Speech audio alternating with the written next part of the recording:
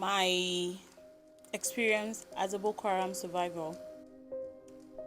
The Boko-Haram started originally on the 29th of July 2009 in Maiduguri. It was really tough and it was a whole lot. The most traumatic and demonizing one part of it was the experience I had with my mother. It was on a Sunday and we were coming back from the church. We got to the checkpoint unknowing to us that the guys were just camouflaged. They were disguised Boko Haram people. We thought they were soldiers. We got to the checkpoint. They asked us to drop from the vehicle. We dropped and they told us to lay on the floor. I lay there with my mom. At that time, my mom was already sick. I laid on the floor. I was begging them that my mom could not kneel down because she had a bit of knee problem. They slammed the gun on my mother's head and we were forced to lay on the floor. They were speaking in Hausa, saying, "Ku kirdi, ku arna, yau za mu kashe ku," meaning you pagans, you people that don't know God, we are going to kill you people today. It was very traumatic. We could not look at them in the face, but I saw the face of one of them. I can never forget that face. I begged and begged. My mother was begging them that I was only a child, that they should not touch me. For the third time in my life, that day, that moment, I was so scared that I didn't know what was going to happen. I didn't know what was going to happen the next minute. I thought I was going to die. The head of the people came to meet my mother that we are Christians. If we are willing to denounce Christ, that they are going to let us go. My mother said no. I was willing to do anything because I wanted to live. I didn't want to die. I was only 15. I wanted to live. My mother was saying no. I was there saying yes, that I was going to do it. I told the man. She said, I came all the way from the western state to hustle with my husband and my children. Of course, we were born there and bred. I don't want to die here. Please. Then the man said no. He said no, that it is what they want or we die. That is we denouncing Christ. Immediately they said that they brought the hijab and the old stuff that they were going to put on us. I saw it. My mother saw it. And we were there. We were crying. We were begging them. And they insisted that that is what they want or we'll die. At that very moment, I knew it was finished. My mother knew it was finished too, because she said something in Yoruba.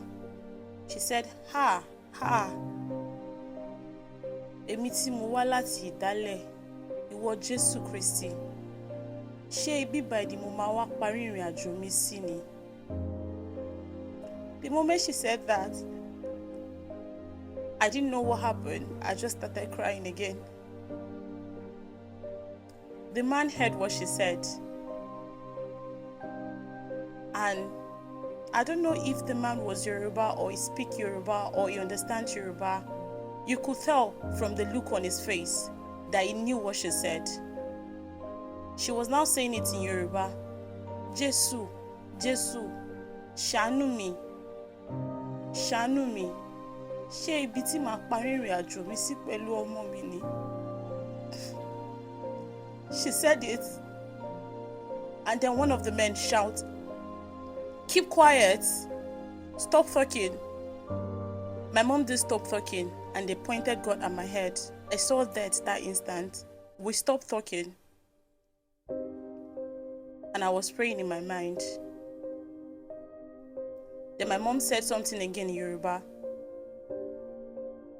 He said, "God, Please, let my children, let them find my body and bury me the proper way.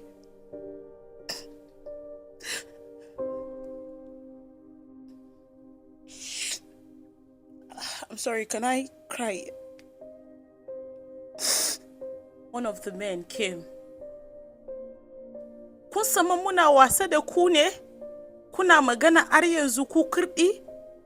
Ku zo ku ji bomb. To ku zo ku taba bomb. Meaning, do you think we are joking with you? And you are still talking, you pagans?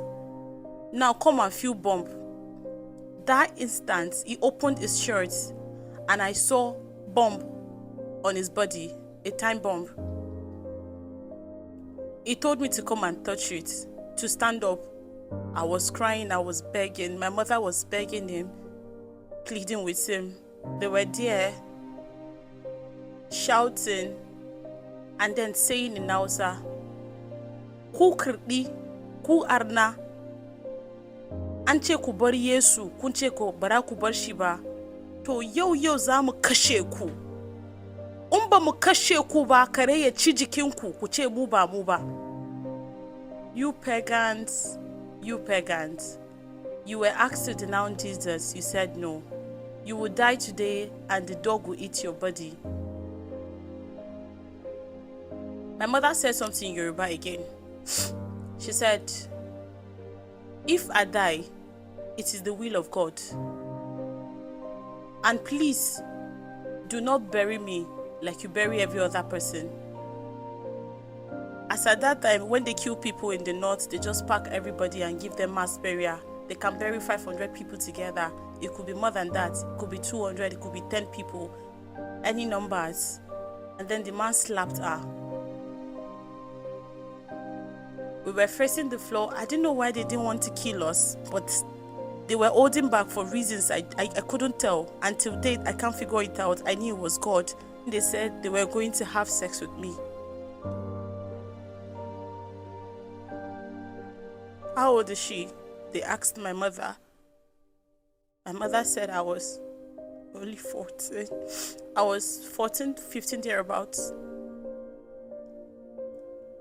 And then the man said, bring her up. She will still be a virgin. I started screaming. I called my mother, Mommy. Mommy, Mommy. Please don't let them take me.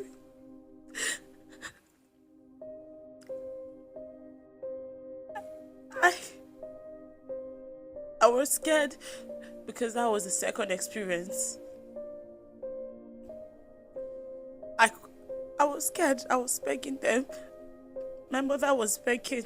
My mother said she was willing to let them take her, that they should leave me. And I was just a child, but they didn't. They said that we were going to pay for being stubborn.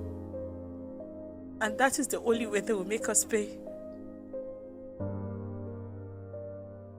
God heard my prayers when I said in my mind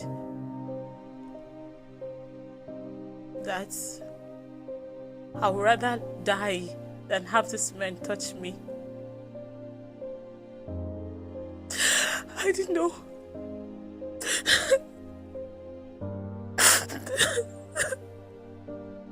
And they called them. One of them received a call from the town that something was going on at Damboa Road. The church was actually the church we left was around Damboa. That something was going on in that road.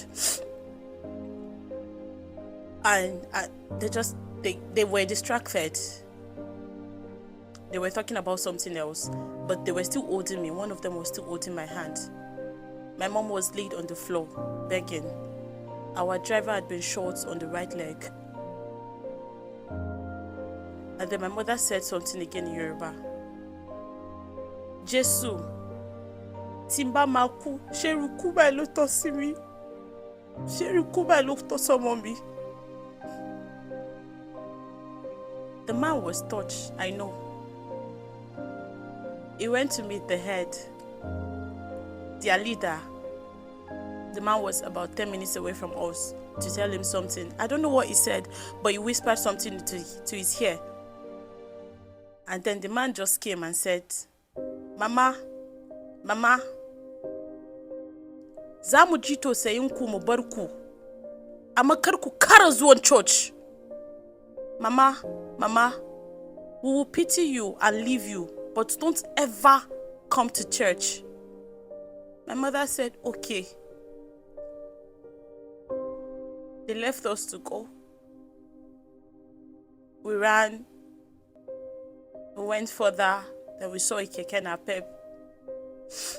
Took the keke napep and went home. For 2 days, I could not speak. We got home safely. I don't know what happened to the driver up to date. Nobody knew. They left him there. They had disconnected the network in Maiduguri and the neighboring states, Yobe and Bauchi, yes, if I'm not mistaken. There was no network, no mobile network at all. Either you were using Glo, MTN, any network, there was no connection. So we packed our stuffs, and they had boko-Haram had just kidnapped my sister's husband. So we had to pack because we needed to leave. I mean, looking back now, I'm thankful that we survived it. I survived it. I'm glad to share this story on Story That Touch. I mean, just to inspire people, especially people in the north. Looking back at everything I had gone through with my family, there's always a way out. And no matter whatever you're going through, you can always make it out of it if you believe in God.